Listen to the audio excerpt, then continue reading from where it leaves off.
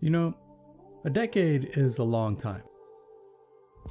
Things can change a lot in 10 years. 10 years ago, the most popular cell phone was the Samsung Instinct with a 240p screen and a 2 megapixel camera. That's like caveman tech in comparison to the new line of Galaxies or the iPhones that are coming out today. Dead Space was a sci-fi horror game released on October 13th, 2008 for the PC, the PS3, and the Xbox 360, made by EA Redwood Shores. EA Redwood Shores, later known as Visceral Games, is responsible for all 3 Dead Space games, the Godfather games, a few of the Lord of the Rings titles, and some standouts like Dante's Inferno and Battlefield Hardline.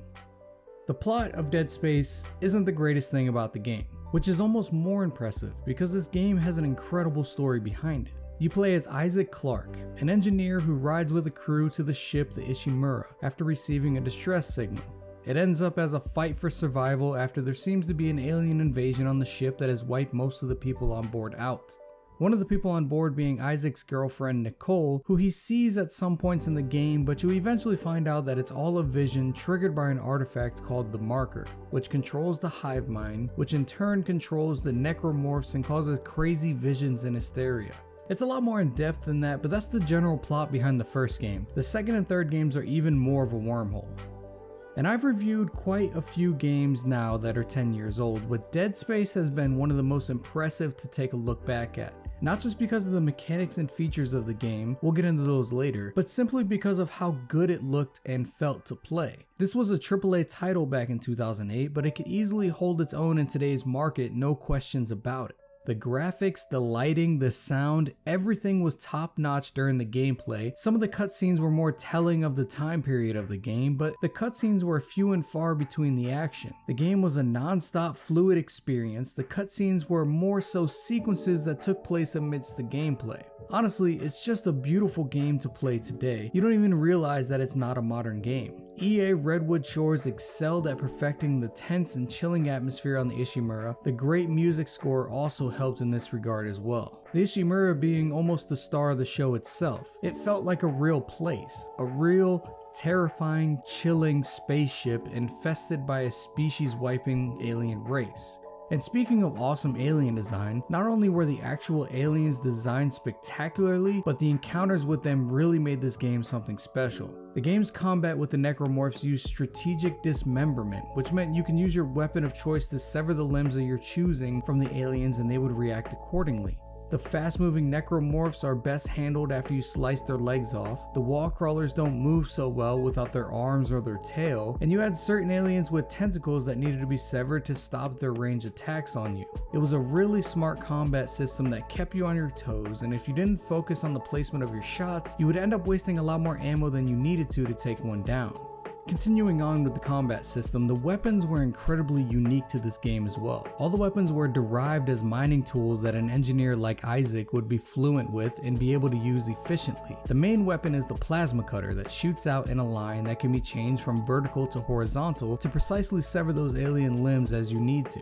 There were other weapons such as the hydrazine torch, the energy cannons, a rotary saw, and even a traditional military plasma rifle to break the mold of only being plasma tools. Along with the great plot, the awesome atmosphere, and the unique combat system, there were still more features and aspects of this game that I just loved. The perspective is always one that I enjoyed. The third person over the shoulder view, which fit perfect for this game and gave off a lot of Resident Evil vibes in that regard. I also love when games don't have typical heads-up display, and Dead Space falls into that category with one of the most integrated information systems that I've played. One of the reasons I fell in love with the Metro games was due to the integrated information system and lack of a HUD, as it just amps up the immersion to a new level, and Dead Space achieves this on par with Metro. Your health bar is shown as a tube going down the spine of Isaac, the levels change and the colors change to indicate low health. There's also a stasis meter to the right of the health indicator that is a circular dial type indicator that shows how much stasis energy you have left. Also, in the same general area, a tiny display of oxygen levels pop up when you're out in an area of low oxygen. Most other information is displayed via holographic projection that comes off of Isaac's suit, and the game still plays out in real time when these menus are open, so there's still risk of attack when you're searching through your inventory or looking at the map. There's also a really cool guidance system that projects onto the floor and shows you where you need to go for the next objective.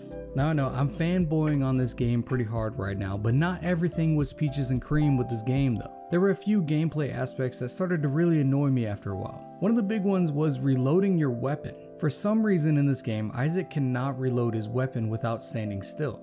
You can't walk or run and hit the reload button, which is really aggravating in the middle of combat. You have to stand completely still and then hit the R button along with nothing else. Once that reload animation starts, however, you're free to move along as Isaac reloads, but having to stop and press the reload button even for a split second made me take unnecessary damage in some fights, and I ended up just switching through my weapons once my first gun ran out of ammo and hopefully killed everything before the final gun ran out of ammo. The zero-G environments were fun in their own rights, but I always found myself getting aggravated that I couldn't get Isaac to do exactly what I wanted him to do. Going from wall to ceiling wasn't as seamless of walking up the wall and stepping onto the ceiling. You had to jump everywhere, and then the camera would have to play keep up with your orientation, and it made me disoriented to where I was and made simple puzzles just aggravating to deal with. Maybe it's because you don't spend a lot of time in the zero-G environment, so you never quite get used to the controls, but I just stayed struggling in these areas.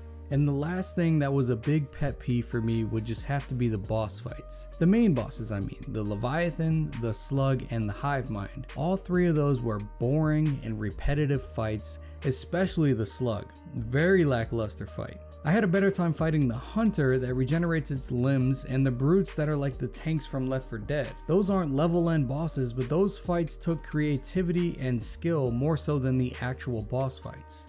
All in all, I love Dead Space. I loved it back when it came out and it scared the shit out of me. It wasn't nearly as scary this go around, but man, was it just as beautiful as it was 10 years ago. The Dead Space trilogy are one of my favorite series of games, and this first installment in the series is my favorite one. And just so you know, I streamed the entirety of Dead Space on my Twitch channel. I had a blast with you guys in the chat and had a lot of fun playing with this amazing game, and I'm going to try to stream most of the games upcoming in my videos on Twitch before the videos are to be released. So be sure to head over to my Twitch channel and follow and tune in there and hang out while I'm playing these games. And as always, thank you for watching. If you like this kind of stuff, please consider subscribing and dropping a like. Let me know in the comments how you feel about Dead Space.